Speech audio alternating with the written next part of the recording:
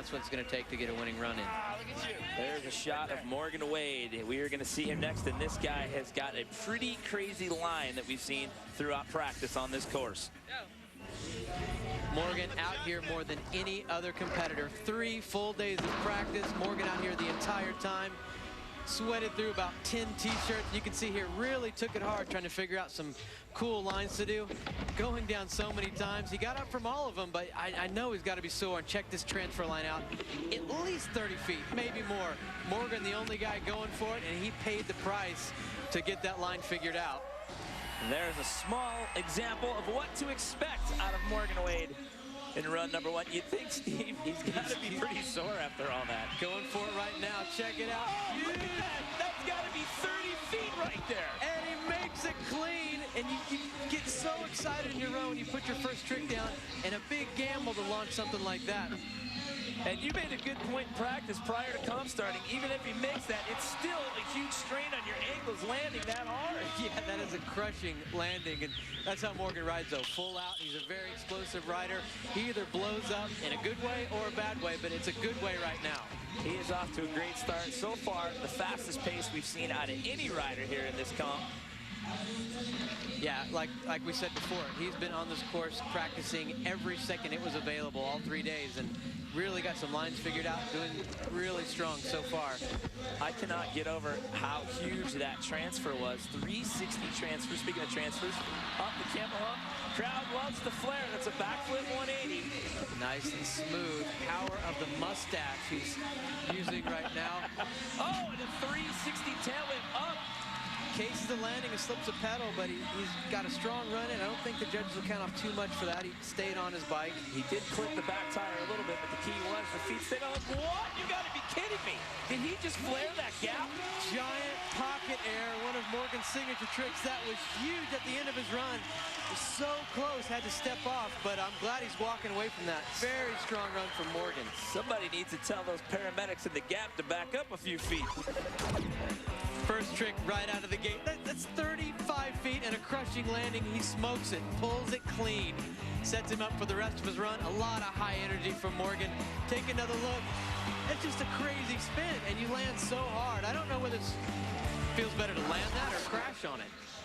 I cannot even fathom how much pain he's got to be in after jumping across that gap. Like you said, that's got to be huge on the ankles. What do you think here? Is he taking over the lead after that? I think he's got to. That was a full throttle run, full pull. That was awesome to see. He did have a slip up, but I would have to think with the amplitude and that huge gap transfer that I don't think that's going to hurt his score here one bit. It'll be interesting to see where he ends up, because you know he's going to do that big pocket he did at the end again in his second run. Oh yeah, and get that one in a time, and he gets an 88.66. And well, that moves him up on top of things, and that just bumped Colin McKay down to second here. We've almost completed the first round, and as of right now, it's Morgan Wade with the huge gap transfer sitting in the lead on ABC. Morgan Wade due up next. He had the lead after his first run. Had a pretty explosive first run nonetheless, but then a couple other guys came up and bumped him down.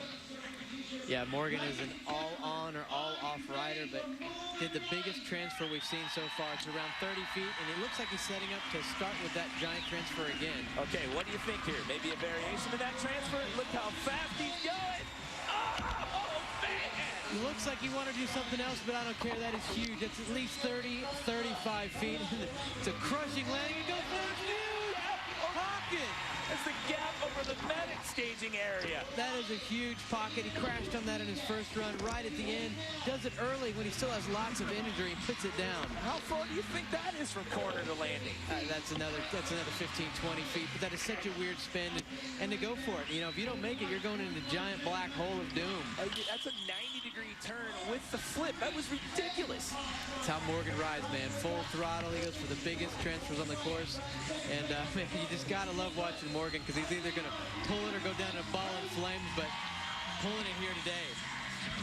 Well, after that highlight piece we saw of him in the first round, he's been beating himself up on this course in practice ever since we got out here for X Games 12. The guy was just bouncing all over the course. He got more practice time in than anybody. Oh, look at that, a flare on the quarter pipe. Lots of back-to-back tricks, and Morgan, you can see the smile on his face. I'm up here in the announce booth. Nice little, looks like a barrel roll actually, some kind of corkscrew variation. Morgan Wade has got to be psyched with that run. Haven't seen anybody do that going over that hip yet. Yeah, he's psyched. That's course builder and designer Nate Wessel congratulating Morgan. And that such huge transfers from Morgan. First trick in his run. Check out the height. It's a good 2 stories in the air, covering a lot of distance. You've got such a weird spin, and the big pocket of doom. Medical guy running for his life to get out of the way. Morgan pulling that one clean. Gets right back into his run, puts down some big tricks back to back. And this is going to be a tough one for the judges. That's the most unique, creative use of course we've seen so far today. An amazing second run. I'm still speechless about those transfers. That was absolutely ridiculous. And he gets a 90 for his second run score. It moves him up, puts him in second, but not enough to take the lead away from Scotty Cranmer.